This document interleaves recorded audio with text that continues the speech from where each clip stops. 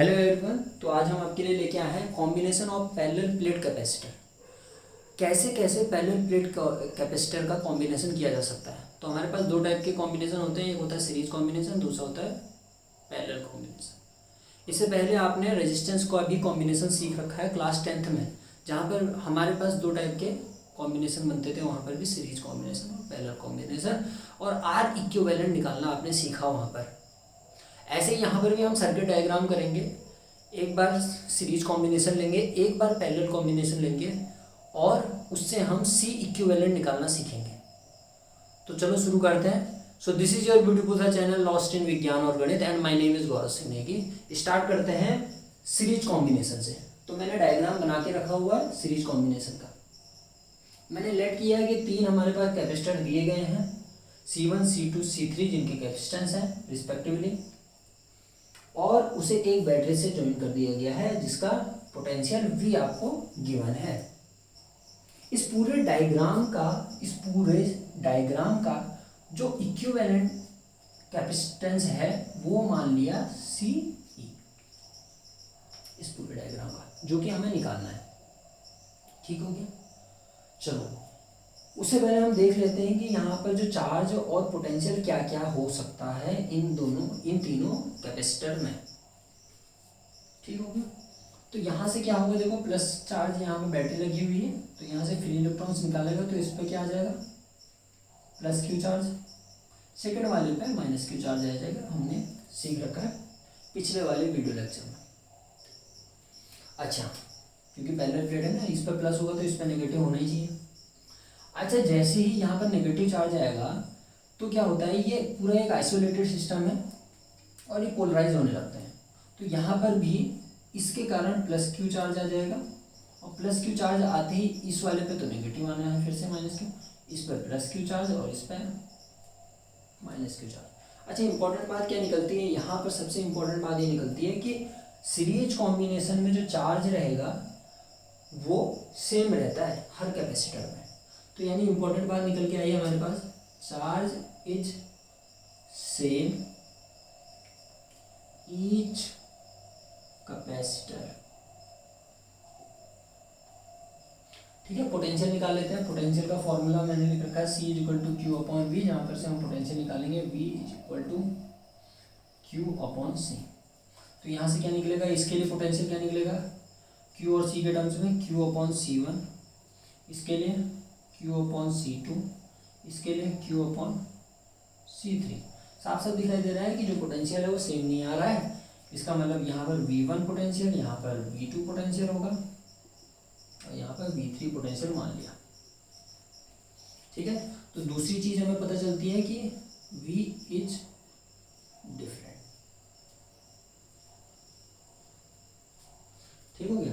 ये चीज हमें, दो चीजें यहाँ पर पता चलती है कि सीरीज कॉम्बिनेशन में, जहां पर भी सीरीज कॉम्बिनेशन होगा तो वहां पर हर कैपेसिटर में Q सेम रहेगा। पकड़ में आई बात, पकड़ में आई? ठीक है।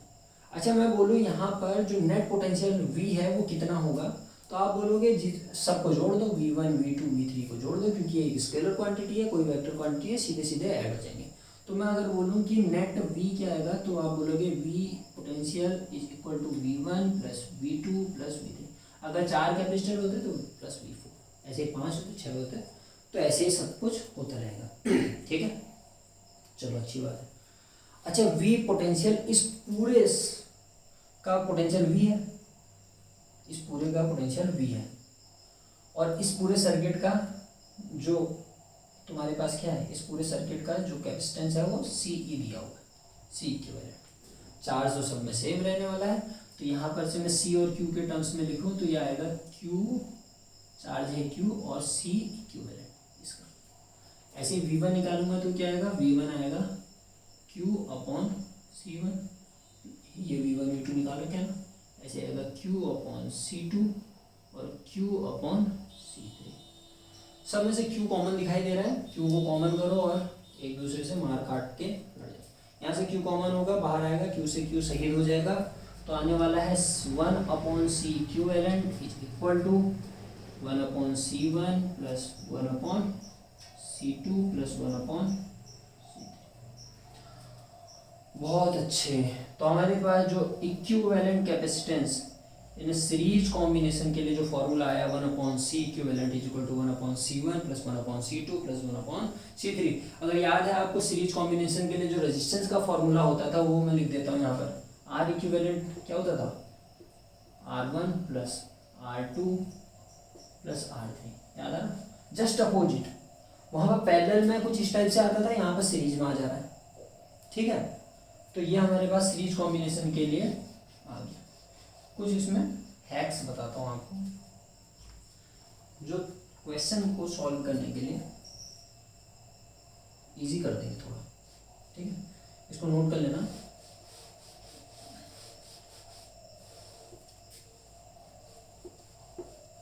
ठीक, अगर हमारे पास दो कैपेसिटर दिए हुए हैं, कितने, दो हैं, तो टू कैपेसिटर होंगे तो क्या फॉर्मूला आएगा, तो हमारे पास फॉर्मूला आएगा 1/c equivalent is equal to 1/c1 plus 1/c2, ठीक है। तो मैं इसको ऐसा ना लिख के c इक्विवेलेंट सीधे डायरेक्ट निकालूंगा, एलसीएम लेके। तो ये आने वाला है c1 c2 upon c1 plus c2। तो याद रखना है, दो के लिए सीधे सीधे डायरेक्ट फॉर्मूला लगा देंगे, शॉर्ट ट्रिक टाइप की है, ठीक है। ऐसे बार बार सॉल्व नहीं करना है, सीधे सीधे एलसीएम ले लिया, कुछ नहीं किया, ठीक है। दूसरा केस अगर मैं बोलूँ कि दोनों कैपेसिटेंस के यानी C1 और C2 is equal to C हो जाए, तो इक्विवेलेंट कैपेसिटेंस क्या आएगा, तो आएगा देखो 1/c। तो इक्विवेलेंट कैपेसिटेंस क्या आएगा, तो C equivalent is equal to C1 C2 upon C1 plus C2 होगा। मैंने बोला C1 C2 की जगह पर C लिख देना, तो ये हो जाएगा C² अपॉन हो जाएगा C1 C प्लस C यानी 2C, एक C से C कट गया तो यानी C/2, दो सेम अगर आएंगे तो C/2, ठीक है। ये क्वेश्चन जो न्यूमेरिकल्स हमारे पास होंगे उनको सॉल्व करने के लिए थोड़ा सा जल्दी सॉल्व हो जाएंगे, कुछ ज़्यादा टफ तो है नहीं। फॉर्मूला हमारे पास ये है, इससे आप कर सकते हो कोई भी सवाल हो। ये तो खाली ट्रिक्स टाइप की हैं कि अगर जल्दी क्वेश्चन करना है तो क्या करना है, सीधे सीधे डायरेक्ट फॉर्मूले लगा देना है, सॉल्व कर, ठीक है। जैसे दो कैपेसिटेंस हमें दे रखे हैं, कैपेसिटेंस उनका एक का दे रखा है 2 फैरेड, दूसरे का दे रखा है 3 फैरेड। फैरेड क्या होती है, कैपेसिटेंस की यूनिट होती है। तो बोल रहा है कि सीरीज फॉर्म में जोड़े हुए हैं, इक्विवेलेंट कैपेसिटेंस बताओ, तो क्या देगा 2 3/2 प्लस 3 यानी 6/5 इतना, ठीक है। चलो अब बात करते हैं पैरेलल प्लेट कैपेसिटर की।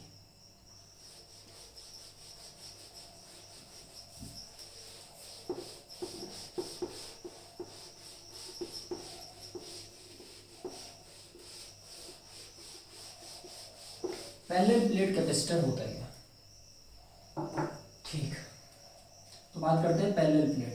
फिर से वही प्लेट्स को अभी पैरेलल जोड़ दूँ, ये रही मैं प्लेट बनाता हूँ। ये हमारे पास 3 प्लेट हैं, कैपेसिटर है, ठीक। तो इनको पैरेलल जोड़ देना है।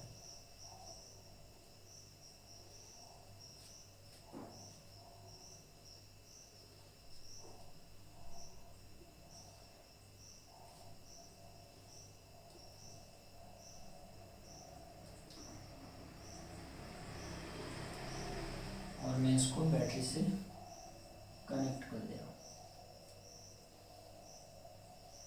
जिस बैटरी के यहाँ पर इस साइड V1 पोटेंशियल और इधर साइड V2 पोटेंशियल है, ठीक है।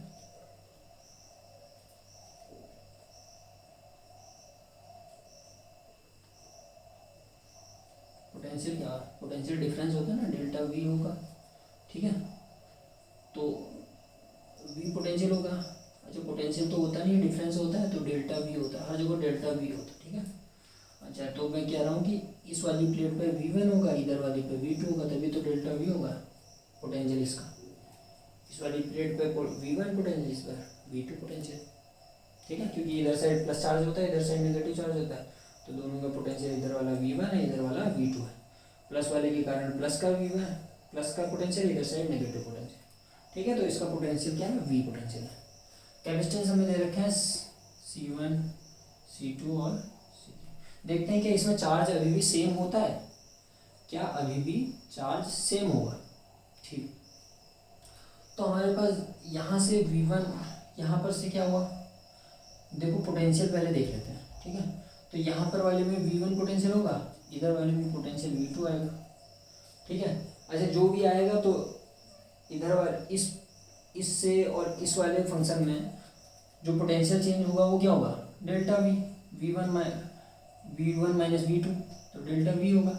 इधर वाले में क्या होगा, डेल्टा वी होगा, इधर वाले में भी क्या होगा, डेल्टा वी होगा। अरे इनिशियल और फाइनल दोनों सेम ही तो है, इनिशियल और फाइनल दोनों सेम है। ठीक हो गया, ठीक, इनिशियल और फाइनल दोनों के दोनों सेम है। तो यहाँ पर V1 V2, यहाँ पर V1 minus V2, V1 minus V2, V1 minus V2, यानी कि तीनों के तीनों सेम होंगे। समझ में आ रहा है ना। यहाँ पर अरे इनिशियल ये रहा फाइनल, इनिशियल माइनस फाइनल क्या होगा, डेल्टा वी, इधर क्या होगा, डेल्टा वी, इधर भी क्या होगा, क्योंकि यही तार तो है, सबका तार ये, तो इनिशियल और फाइनल सेम है, तो यानी डेल्टा वी हर जगह पर आना है कुछ ना कुछ, और वो तीनों के तीनों सेम होंगे या नहीं होंगे। तो इसलिए मैं बोल रहा हूँ ये जो पैरेलल होता है, पैरेलल सीरीज पैरेलल कॉम्बिनेशन होता है, वहाँ पर जो हमारा पोटेंशियल होता है वो सेम रहता है। ठीक है, तो मैं मान लेता हूँ डेल्टा वी नहीं मानता हूँ, अब वी मान लेता हूँ। ठीक है, आपको समझाने के लिए बता रहा था कि पोटेंशियल क्यों सेम हो रहा है। ठीक, तो यहाँ पर पोटेंशियल सेम रहता है, आप रटे ना, इसलिए मैं आपको बता रहा था कि पोटेंशियल कैसे सेम रहता है, इसलिए समझा रहा था। ठीक है, अच्छा सबका पोटेंशियल सेम, तो इम्पोर्टेंट बात हमें समझ में आ गई कि जो पैरेलल कॉम्बिनेशन होता है वहाँ पर पोटेंशियल सेम रहता है ईच कैपेसिटर। अच्छा चार्ज की बात कर लेते हैं, तो C इक्वल टू होता क्या है, Q अपॉन V है। ठीक हो गया, तो यहाँ से Q इक्वल टू क्या आएगा, CV, तो यहाँ से CV, तो यानी C1V, यहाँ पर आएगा चार्ज, इसमें कितना चार्ज होगा, C2V, यहाँ पर कितना होगा, C3V, यानी सबके सब अलग अलग है, तो यानी चार्ज मान लेता हूँ यहाँ पर Q1 है, यहाँ पर Q2 है, यहाँ पर Q3 है। तो यानी एक बात और समझ में आई कि चार्ज सेम नहीं होगा, सेम नहीं होता। ठीक है, तो चार्ज सेम नहीं होता है। अच्छा तो ठीक है, चार्ज सेम नहीं होता है, तो मैं बोलूँ अगर इस पूरे सिस्टम का जो इक्विवेलेंट कैपेसिटेंस है वो CE है, तो मैं आपसे पूछता हूँ कि यहाँ पर नेट चार्ज कितना होगा इस पूरे में निकालने को बोलूँ, तो आप बोलोगे net charge is equal to Q1 plus Q2 plus Q3। ठीक, तो यहाँ से नेट चार्ज क्या होगा, C इक्विवेलेंट और V तो सेम ही रहना है, is equal to C1V plus C2V, ये वैल्यू पुट कर रहा हूँ, C3, सबकी वैल्यू पुट कर रहा हूँ, Q1 Q2 Q3 की वैल्यू पुट कर रहा हूँ। अच्छा V कॉमन दिखाई दे रहा है, V कॉमन होके सही हो जाएगा, इधर से कॉमन हुआ, इधर से कॉमन हुआ, दोनों एक दूसरे को मार काट मरेंगे, तो C equivalent is equal to आएगा C1 plus C2 plus C3। बहुत अच्छे, तो हमारे पास इक्विवेलेंट कैपेसिटेंस आ गया, किसके लिए, पैरेलल कॉम्बिनेशन के लिए। तो पैरेलल कॉम्बिनेशन के लिए हमारे पास जो इक्विवेलेंट कैपेसिटेंस आता है वो C1 plus C2 plus C3 आता है। अगर आपको याद हो जो पैरेलल के लिए रेजिस्टेंस हम निकालते थे, इक्विवेलेंट रेजिस्टेंस, वो कुछ उल्टा आता था, वो आता था क्या, 1/R equivalent is equal to 1/R1 plus 1/R2 plus 1/R3। ठीक है, उल्टे चल रहा था। ठीक हो गया, ये रहा हमारे पास पैरेलल कॉम्बिनेशन के लिए। ठीक है, बहुत अच्छे, तो बड़े सिंपल सिंपल से होते हैं।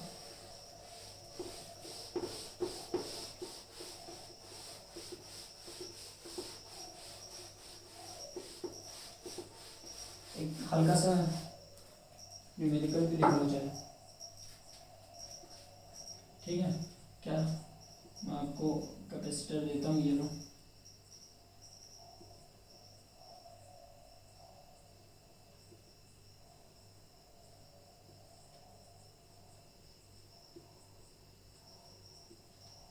ठीक है, ये 3 माइक्रोफैरड का है, ये 2 माइक्रोफैरड का है। चलो दोनों के दोनों 2 माइक्रोफैरड के ले लेता हूँ, और ये 3 माइक्रोफैरड का है। ठीक है, और इसका पोटेंशियल यहाँ पर V हमें गिवन है। पोटेंशियल हमारे पास जो है V = 10 वोल्ट दिया हुआ है। इतनी चीज़ें हमें गिवन है। तो बोल रहा है कि पहले बात तो आप बताओ कि नेट इक्विवेलेंट जो कैपेसिटेंस होगा वो कितना होगा। तो बड़ा ही ईजी है। अच्छा, ऊपर वाला देखो क्या है, ऊपर वाला किसमें दिखाई दे रहा है, सीरीज में। ठीक है, इसको पूरा करके एक नेट इक्विवेलेंट निकलेगा इन दोनों को सीरीज में। तो सीरीज के लिए क्या होता है, 1/C इक्विवेलेंट = 1/C1 + 1/C2, 2 ही तो है। ठीक है, तो मैंने सीधे सीधे बताया था C equivalent = C1 C2/C1 + C2। अब वैल्यू पुट करेंगे, 2 2 4 हो जाएगा, 1/2 × 2 4, और यानी कट जाएगा 1 आने वाला है। ठीक है, तो 1 माइक्रोफैरड। अच्छा, ये टोटल 1 माइक्रोफैरड, फिर क्या है 3 माइक्रोफैरड उसके साथ पैरेलल कॉम्बिनेशन। तो पैरेलल कॉम्बिनेशन ये टोटल क्या बन गया, 1 माइक्रोफैरड। ठीक है, तो C इक्विवेलेंट आने वाला है 1 माइक्रोफैरड + 3 माइक्रोफैरड, यानी कि 4 माइक्रोफैरड इक्विवेलेंट। ठीक हो गया। अच्छा, तो हमारे पास पहला वाला तो निकल आया कि इक्विवेलेंट कैपेसिटेंस कितना होता है। अगर आपसे पूछ ले यहीं पर कि 2 माइक्रोफैरड 3 माइक्रोफैरड में कितना चार्ज है, ऑन चार्ज। ठीक है, चार्ज पूछ लें 3 माइक्रोफैरड पर कितना चार्ज है। तो क्या करेंगे, तो हमारे पास C इक्विवेलेंट = क्या होता है, C equivalent = Q/ net potential. तो C इक्विवेलेंट हमने निकाल लिया, 4 माइक्रोफैरड = Q/V कितना दिया है, V हमें 10 वोल्ट दिया, तो हो जाएगा Q = 40। ठीक है, 40 इंटू तुम कर सकते हो 40 माइक्रोफैरड, माइक्रोफैरड को फैरड में बदल सकते हो। ठीक है, तो 40 कूलम। अच्छा ठीक है, तो हमारे पास 3 माइक्रो, ये पूरे सर्किट के लिए कितना आ गया, पूरे सर्किट के लिए जो चार्ज है वो कितना आ रहा है, वो चार्ज आ रहा है 40 कूलम। ठीक हो गया। अच्छा, पैरेलल में जो होता था वो चार्ज डिफरेंट होता था या पोटेंशियल, बताओ बताओ। पूरे सर्किट के लिए 40 कूलम। अच्छा, ऊपर वाले के लिए और नीचे वाले के लिए, दोनों के लिए चार्ज अलग अलग आएंगे, Q1 और Q2। पूरे सर्किट का चार्ज कितना है, 40। ठीक। अच्छा, पैरेलल होगा तो यहाँ पर V जो भी पोटेंशियल होगा इस पूरे का V, उतना ही पोटेंशियल नीचे का भी होगा। तो यानी पोटेंशियल जो है पैरेलल में चेंज नहीं होता है, तो यहाँ पर V अभी भी 10 रहेगा, और इस पूरे के लिए कितना होगा, 10 ही होगा। ठीक है, क्योंकि पैरेलल कॉम्बिनेशन में क्या होता है, पोटेंशियल चेंज नहीं होता है, तो पोटेंशियल तो चेंज होने वाला नहीं है। तो V = 10 आ गया हमारे पास, और हमारे पास C हमें गिवन है कितना, C = 3 माइक्रोफैरड। तो हमें क्या निकालना है, Q तो निकालना है, तो Q = क्या हो जाएगा, तो Q = C भी हो जाएगा। ठीक है, तो Q = C किस कैपेसिटेंस के लिए निकालना है, 3 माइक्रोफैरड के लिए, 3 × 40 यानी कि 30 कूलम। तो नेट हमारे पास, अगर हमको बोलता है कि ऊपर वाले के लिए बताओ कितना चार्ज होगा, तो ऊपर वाले पे कितना चार्ज होगा, 10, क्योंकि टोटल पे तो 40 है, नीचे वाले पे 30 आ रहा है, तो ऊपर वाले बचे हुए पे कितना होगा, 10 होगा, क्योंकि टोटल पे क्या है, 40 है। नीचे वाले पे कितना आया, 30 आया। टोटल पे 40 है, नीचे वाले पे 30 आया, ऊपर वाले पे कितना आएगा, 10 कूलम। समझ में आई बात, पक्का। चलो अच्छी बात है। तो इसमें अभी एक ही क्वेश्चन कराते हैं हम, इसके बाद जो आने वाला नेक्स्ट वीडियो होगा उसमें हम पैरेलल और सीरीज कॉम्बिनेशन में हम देखेंगे इक्विवेलेंट कैपेसिटेंस को निकालने के जो तरीके होते हैं, कैसे कैसे हम जो क्वेश्चंस होते हैं उनमें इनको अप्लाई करते हैं। यानी हम इक्विवेलेंट कैपेसिटेंस से रिलेटेड जितने भी सारे न्यूमेरिकल्स बनते हैं बोर्ड के लिए, जो जो इम्पोर्टेंट होते हैं, वो हम अलग से एक नया वीडियो लेक्चर बनाएंगे। ठीक है, तो आज के लिए इतना ही। मन लगा के पढ़ते रहिए। Tata and bye bye.